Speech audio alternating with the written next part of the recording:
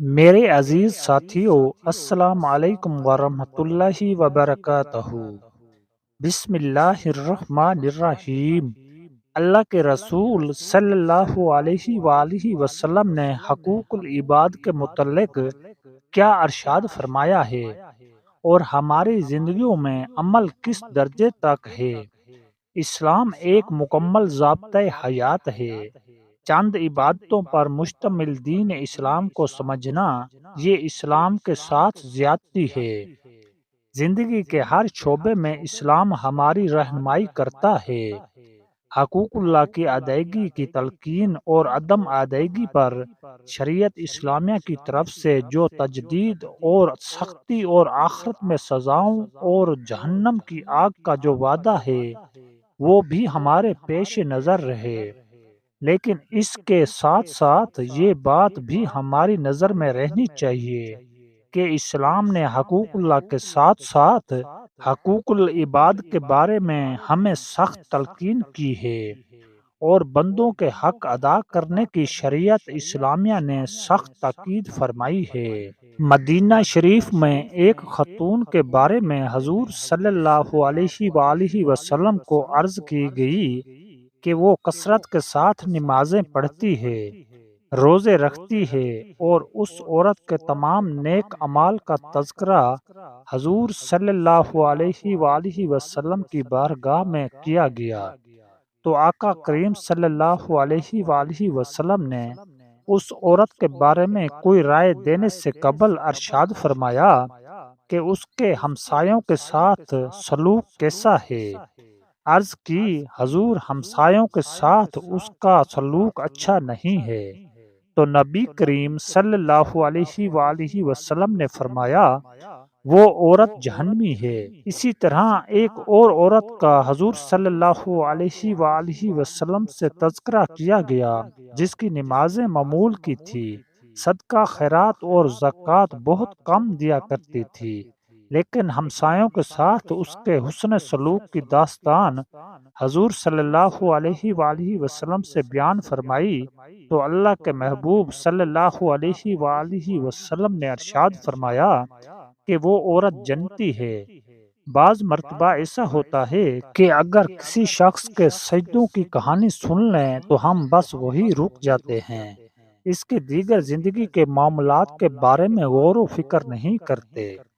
حضرت عمر فاروق رضی اللہ تعالی عنہ کے پاس کسی شخص کا تذکرہ چلا تو کسی نے کہا بڑا اچھا آدمی ہے، تو آپ رضی اللہ تعالی عنہ نے فرمایا تو نے اس کے ساتھ سفر کیا ہے؟ کہا نہیں۔ فرمایا تو نے اس کے ساتھ کوئی کاروبار یا لین دین کیا ہے؟ کہنے لگا نہیں۔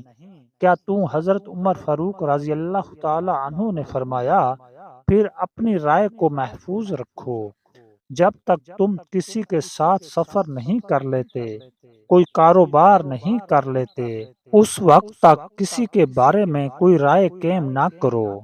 قرآن مجید میں سورہ معون کے اندر اللہ تعالیٰ نے ان لوگوں کی مذمت کی ہے جو نماز تو پڑھتے ہیں لیکن ہمسایوں کے ساتھ اچھا سلوک نہیں کرتے، ان کے آرام و سکون کا خیال نہیں رکھتے۔ تو حقوق العباد کی شریعت اسلامیہ کے اندر سخت تلقین کی گئی ہے، لیکن ہمارا مزاج کیا ہے؟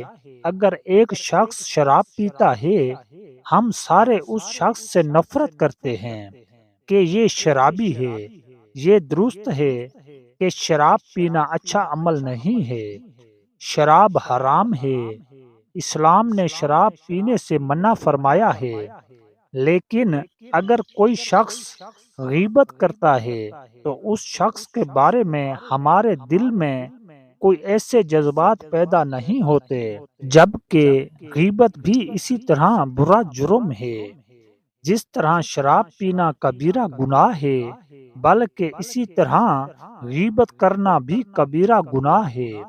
بلکہ اللہ تعالیٰ نے قرآن مجید کے اندر ارشاد فرمایا تم میں سے کوئی پسند کرتا ہے کہ اپنے مردہ بھائی کا گوشت کھائے، جس طرح تم اس کو ناپسند کرتے ہو تو غیبت کو بھی ناپسند کرو۔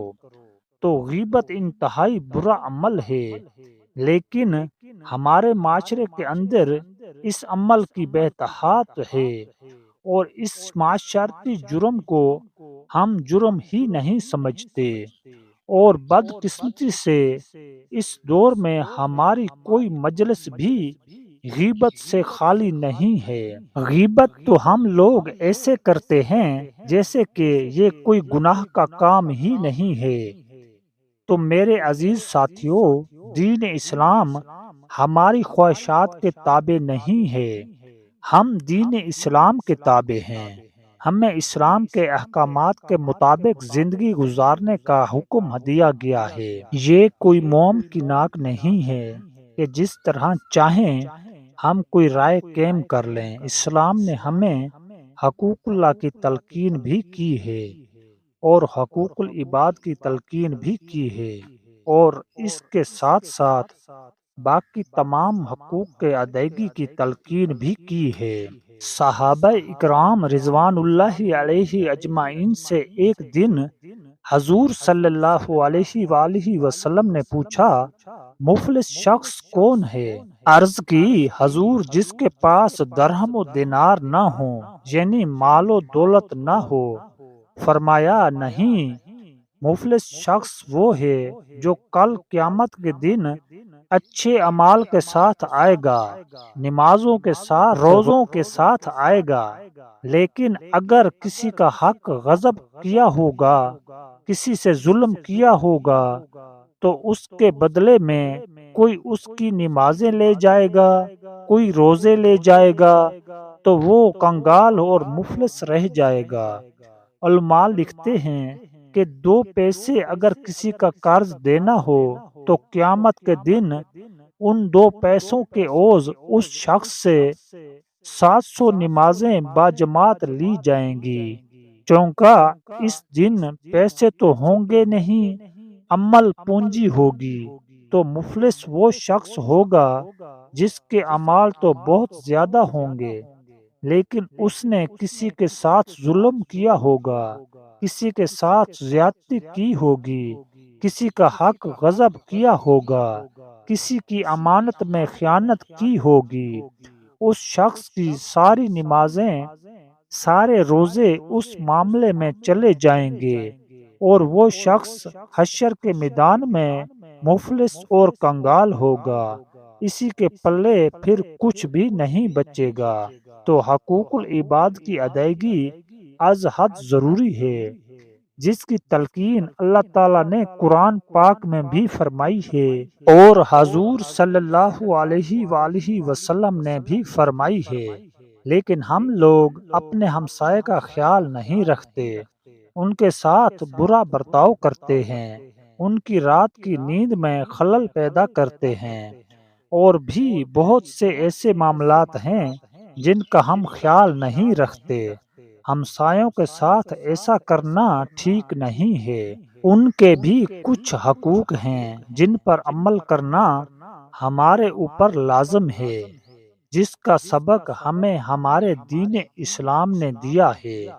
اللہ تعالیٰ سے دعا ہے کہ اللہ تعالیٰ ہمیں دین کی سمجھ اور اس پر عمل کرنے کی توفیق عطا فرمائے، اور جو مسلمان پریشان ہیں اللہ پاک ان کی پریشانیاں دور فرمائے، اور جو بیمار ہیں اللہ پاک ان کو شفا دے، اور ہم سب کو دین اسلام پر چلنے کی توفیق عطا فرمائے، آمین۔ ناظرین، ویڈیو اچھی لگی ہے تو اس کو لائک اور آگے دوستوں کے ساتھ شیئر لازمی کریں، اور ہمارے چینل پر اگر نئے آئے ہیں تو ہمارے چینل کو سبسکرائب لازمی کر دیں۔ شکریہ۔